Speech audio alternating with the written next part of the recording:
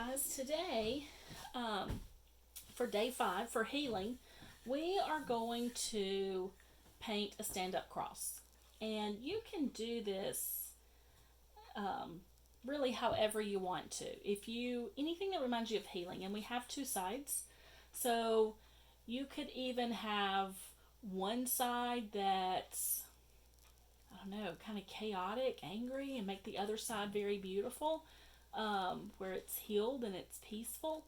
Or you can, if you're really good, you can paint band aids on it. You can, really whatever you want to do with it, because we know that God heals, okay? And that's what we're looking at here. And so, anyway, we have some acrylic paint. That's going to work best for this. You can use watercolor, but you're going to need a paintbrush. If you're going to draw a pattern on it, you may want a pencil.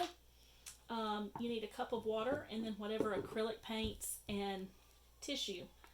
Now, I'm going to start out, just to show you something a little different, I'm going to start out staining this side. And by staining, I really put way too much paint here.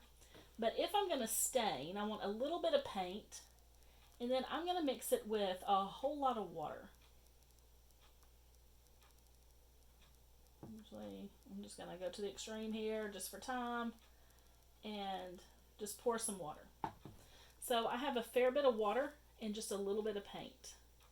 This may be too much water, but I can always bring more paint over to it. And I've got a lot of paint on my brush from where I did. And because all stain is just really watered down paint for the most part.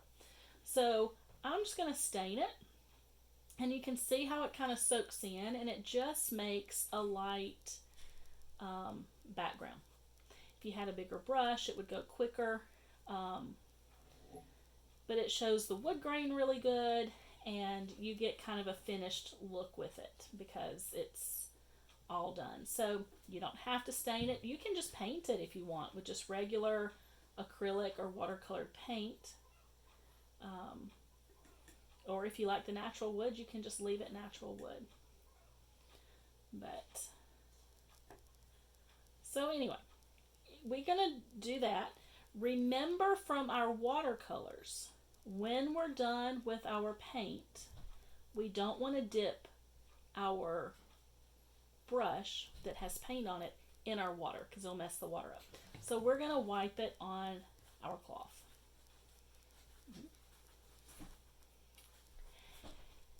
You can make this darker if you put more paint on it, whatever you want to do. I've mixed it really, really thin.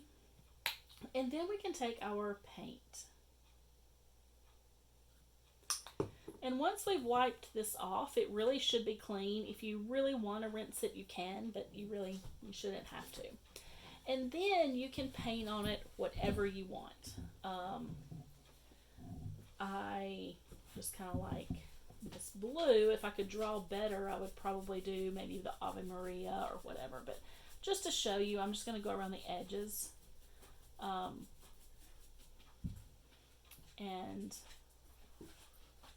maybe do part of it, or maybe I just want to do one side of it blue.